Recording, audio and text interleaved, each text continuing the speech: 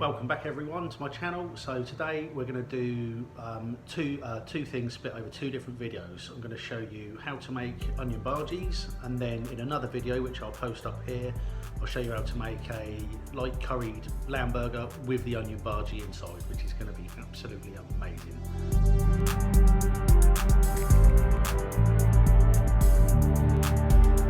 So the first step for our onion bhaji, you're going to need a small bowl, you need some salt. I'm going to do 2 onions, and all we're going to do is I've just peeled them, cut them in half. We're just going to slice them nice and thinly.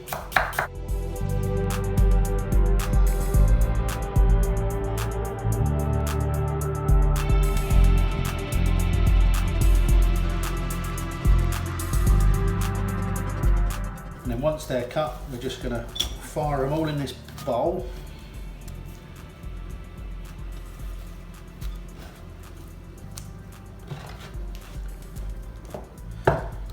And then you can just use normal table salt if you want, and all we're going to do is put a good amount of salt on them.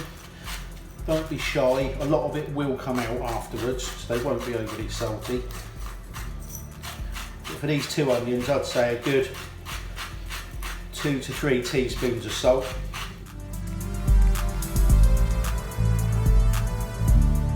And then once you've done that, all you're going to do is get your hands in there and just crush them up a little bit. What this is going to do, and you can see it happening already, is it's going to draw all the moisture out of the onions. You can use this with red onions as well. You can do a half and half mix. We will add other ingredients in later, but this is just the first part of the recipe. And already you can see the moisture coming out of those, hopefully on the camera. And we're just going to leave those just on the side for maybe an hour. Half an hour, and then we'll come back to them in a bit and we'll finish them off.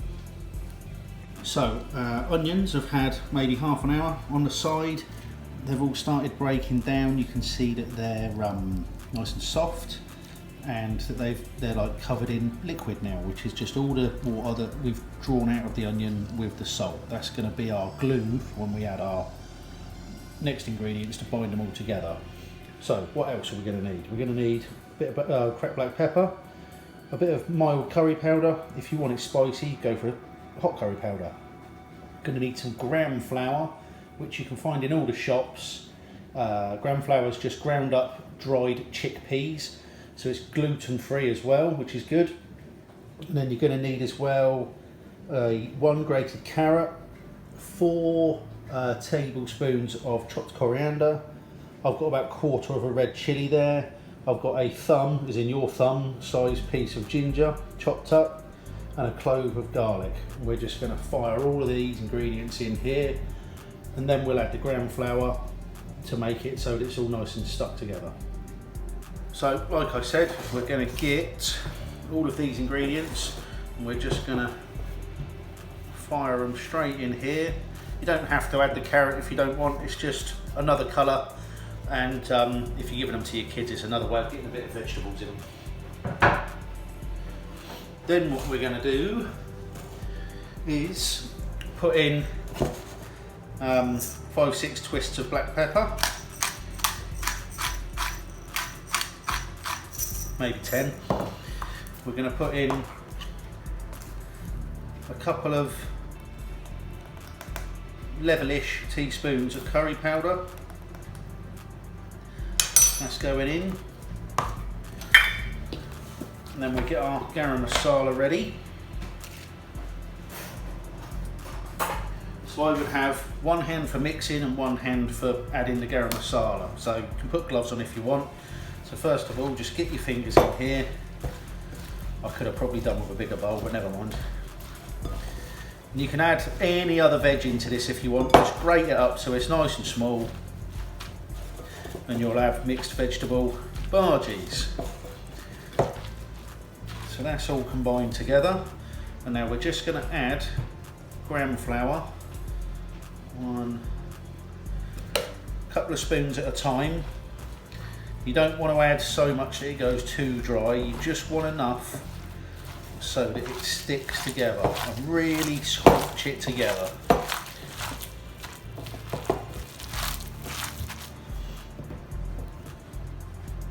I'll try and keep a count of how many spoonfuls I'm putting in as I'm going along. So we're up to 4 now.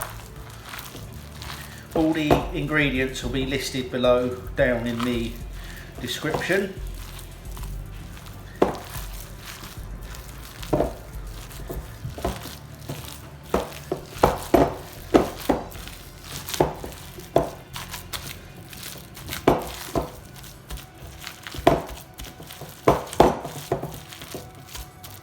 So you can see now that it's all starting to, if I squeeze it together, it will sort of stick together in a little ball. I'm going to go one more spoonful of ground flour.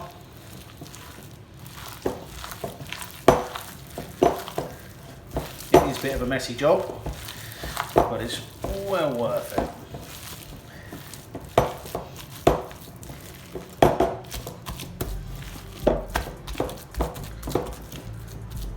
I'm just going to leave that for a couple of minutes to let it all come together, let all the moisture soak into the flour, and then I'll probably add another couple of spoonfuls, but I'm just going to give it another couple of minutes, just sat there, just relaxing, doing its thing, and I'll come back to it in a minute. So I left my mix for 10 minutes or so. I've now added in another 2 tablespoons of ground flour, and you can see it is a bit sticky, but that is how it should be. Hopefully you can see that consistency. If I pick that up, sort of see it's sticking to the spoon, it will slowly fall off. Come on, like that. So that's sort of how we want it. So we're going to try now the first one in the air fryer. So I'll show you how to do that. So this is the air fryer I've got. I think it's just a standard one. I don't use it very often, to be honest. I've never tried this recipe in here, so it may go very wrong. All I've done is, we've got this little basket that goes in the top. I'll put that in, I'll put a couple of bits of parchment paper in there, because if we put it straight on the grate, I'm going to guess it's just going to fall straight through, but we'll soon find out. So what we're going to do is, I've got 2 tablespoons the same size. I'll move that around, and all I'm going to do is I'm going to get a tablespoonful of mix and just sort of mould it together in between the spoons, and we're going to pop that into the air fryer like that. And I've got one of these little oil sprayers. This has got olive oil in this one, so I'm just going to give them a little spray on top, and I'm going to shut the door, give them, I don't know, 10 minutes, see what happens.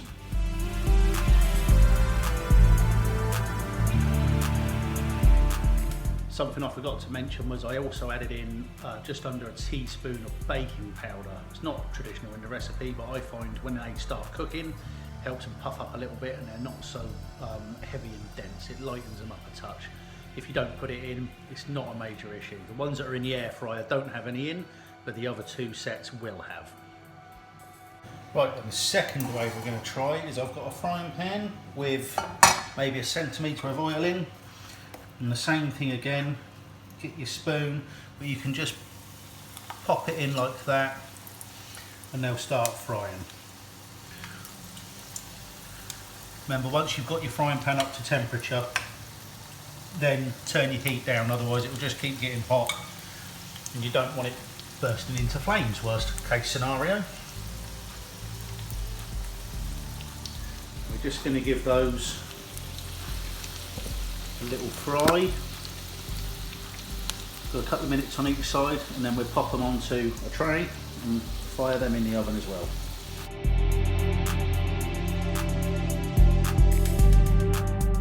So these have had a couple of minutes each side. You can see they're nice and golden brown on both sides. Just flip that one over for you, you can see, but they won't be cooked in the middle. So all you do is just carefully take them out, pop them onto a baking tray. We're going to do the same thing with the ones that are going through the deep fat fryer. So we'll pop them at one end. We'll just leave them there. You can get them to this stage if you want, and leave them on the side for half an hour or so, and then when you want to eat them, pop them in the oven and finish cooking them then. So I'm now just going to go and show you how to do the ones through the deep fat fryer. So to do the ones in the fryer, we're going to do the same as we did pretty much with the ones in the shallow frying pan. Is we're just going to get a spoonful. Don't make them too big because they just don't cook in the middle properly, and we'll just scrape a spoonful like this and just carefully, as close as you can to the oil, drop them in. That way it won't splash, it won't burn you. And all we want to do is get them nice and golden brown all over, and then we'll take them out and finish them in the oven.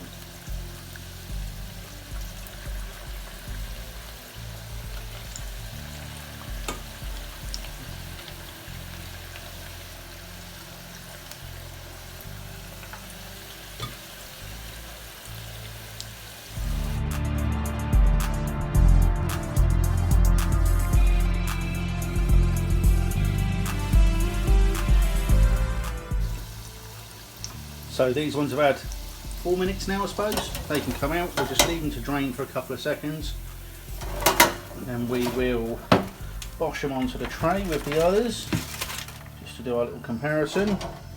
They're easily spotted. These ones that have been through the fryer are nice and round and sort of rustic ball shapes. These ones I squashed a little bit, so they're easier to tell the difference. Now what we're going to do is take these, go through, and we're just going to pop these into a preheated oven at 180, put them in for 5-6 minutes, and we'll come back in a minute and check them. So to go with our bhajis, I'm going to show you how to make a nice little quick minted raita. So you're going to need some Greek yogurt, a bit of a cucumber, salt and pepper, a little bit of mint sauce, use fresh mint if you fancy. And what we're going to do is, first of all, just take the end of your cucumber off, get a grater, and just grate, skin, everything, not the wrapper, a little bit of that. If you've got a bigger bowl, if you're doing more, just grate it straight into the bowl. Pop that into your bowl.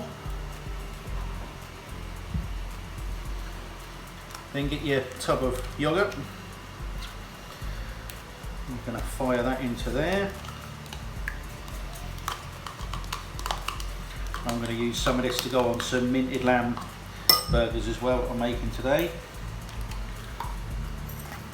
Pop in a little bit of salt and pepper.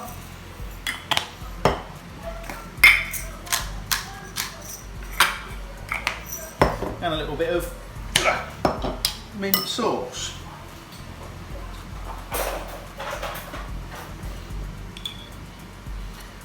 Go 2 of those, give that a little mix round.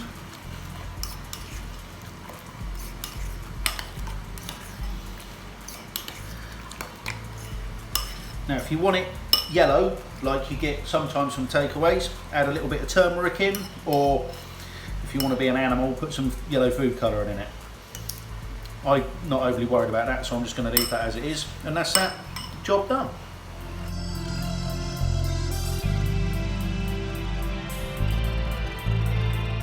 So here we have all 3 options. We've got the ones done in the shallow frying pan, the ones that are deep fried, and the ones that are done in the air fryer.